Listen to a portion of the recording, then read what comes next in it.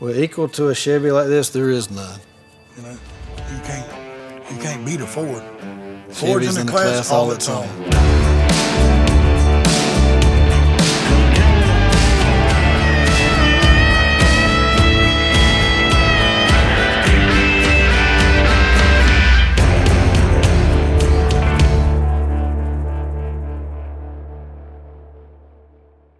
I got some Ford friends, you know, we get along good, you know, just like anything else. You might not agree with everything they do, but, you know, if they want to come visit, they're more than welcome to come over, but they got to park the Ford on the curb. They can't pull it in the yard.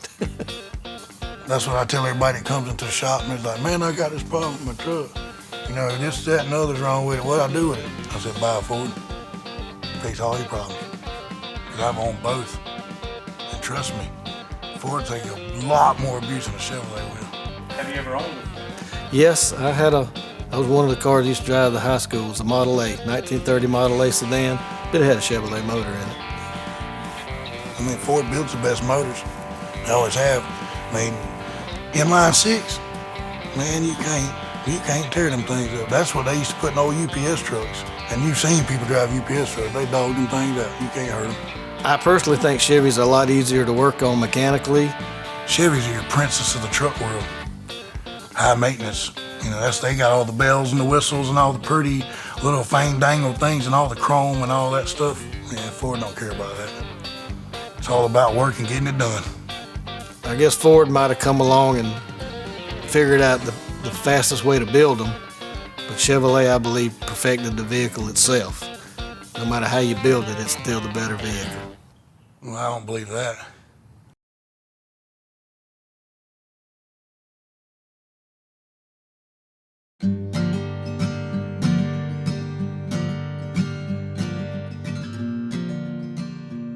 I grew up with Chevys. That's all my daddy owned pretty much at the time, and that's what we always worked on. The ease of working on them, and just I love the lines, love the looks. They just, to me, there was something special about them. I remember back when I was just tall enough I could stand up in the front seat of the 55 Chevrolet and still see out the window cruising through what is now Pearlie's, but it used to be the Burger Chef back in the 60s. And I remember one time my daddy had an orange and white 55 Chevrolet.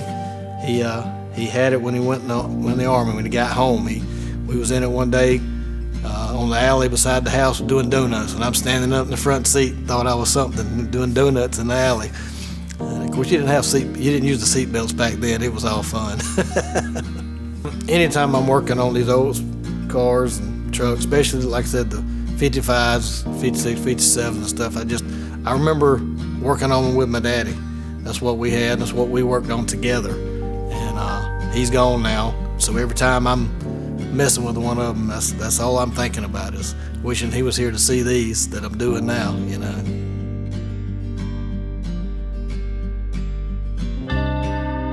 When I was a little boy, I used to ride down to the store with my granddad every weekend when I went out to the house to visit. Yeah, they was old regular cab long bed work trucks, so they were like that vinyl seat, so in the summertime they burned the back of your legs, and in the wintertime you slid off of them because they were so cold. And then it really wasn't even about the truck, it was more about spending time with my granddad, you know what I mean? Just being in the truck with him was enough for me, you know? Just the fact that it was Ford made it better. But my granddad always had good advice, you know? He was one of the people that, as I got older, you know, and I got my own trucks, he would tell me, you know, always take care of it, maintain it, you know, it don't matter what it looks like, you know. He used to get on to us. When we rebuild motors, you know, we go in and clean them up, freshen them up, paint them, put chrome valve covers on them and all that stuff. And my granddad always tell me, that crap don't make it run no better, you know, because he didn't care about none of that stuff. I'd own every one I seen if I had the money, you know what I mean? I'd be like Jay Leno, but with cooler cars.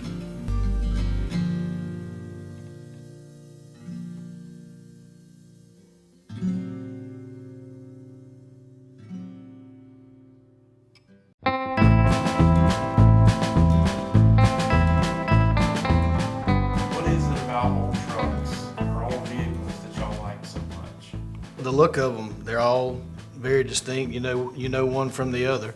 All the new cars, you can't, going down the road, you can't tell what what's what, but all the ultras, you can tell an old Ford, old Chevy, old Dodge, you can tell the difference on them. Yeah, just about when you see anywhere. them.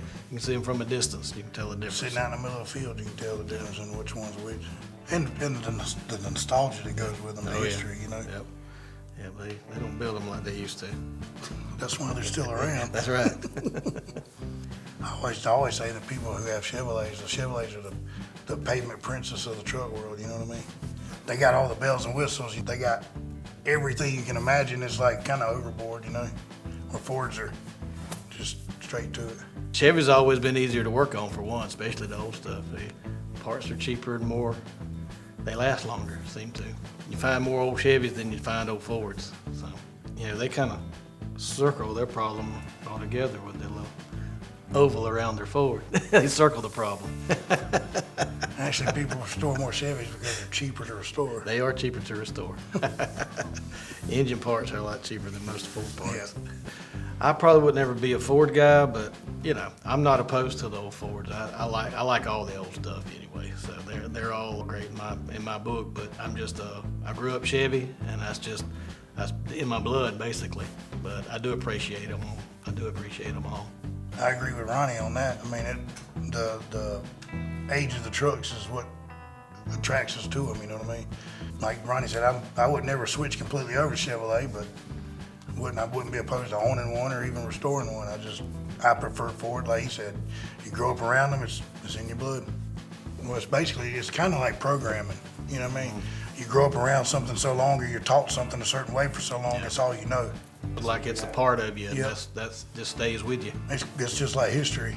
You grow up, you know history from learning it, and the trucks are the same way. They're part of your history. So is it all in good fun when you make fun of Chevy? Oh, yeah. Yeah, same here. Yeah, You know, it's fun. I mean, You know, it's fun. we I all mean, we rag all just bash like we each do our other. college teams. We have to bash Yeah. our Ford and Dodge people. Yeah, I mean, it's like football, like Ronnie said. I mean, even if it's not your team playing, you're still gonna watch the game. Yeah. You know what I mean? Who got here first? We kind of pulled in Yeah, one behind the other. Yeah, we pulled in right behind. Lance pulled in right ahead of me in his Chevrolet. Yeah, Ronnie's I giving, didn't even Ronnie's drive giving, it, but I Ronnie's didn't giving even. the Ford guy a hard time about driving a Chevy when he come up here in a In Nissan. I didn't even drive a Chevy. I didn't even drive it. Well, hey, Ronnie, you know, I enjoyed talking to you. I'm just glad, you know, you're Not a Dodge guy. exactly. Yeah, me too.